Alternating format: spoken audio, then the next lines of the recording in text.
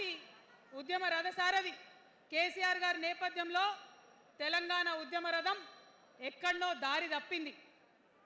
తెలంగాణ ప్రజల ఆర్తిని అది అర్థం చేసుకోలేకపోయింది. డెఫినెట్గా సామాజిక తెలంగాణ రథచక్రం అనేది విరిగి ముక్కలైపోయింది.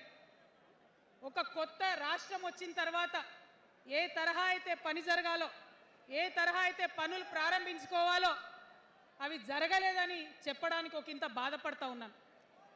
ఆనాడు ఏమనుకున్నాం, తెలంగాణ రాష్ట్రం వస్తే మనందరి బానిస సంఖ్యలు పోతాయి అనుకున్నాం. కానీ రైతులకు బేడీలు పడ్డాయి, ఇసుక దందా మీద ప్రేమతోని నేరెళ్ళల దళితులకు దెబ్బలు పడ్డాయి, చావులైనాయి.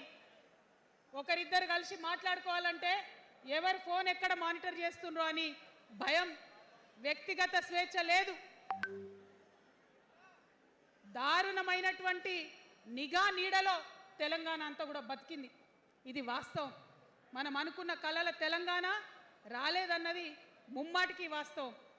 మరి అటువంటి సందర్భంలో నేను ఇవాళ మీ అందరికీ ఒక మాట చెప్పాలి.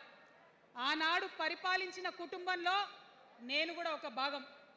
ఆనాడు పరిపాలించిన కుటుంబంలో ఒక భాగమైనందుకు కొన్ని విషయాలకు నేను సిగ్గుపడతా ఉన్నాను.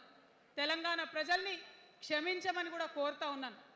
కానీ తెలంగాణ సాధించినందుకు మాత్రం చాలా గర్వపడుతున్నాను. నా జన్మ ధన్యమైందని చెప్పి భావిస్తూ ఉన్నాను.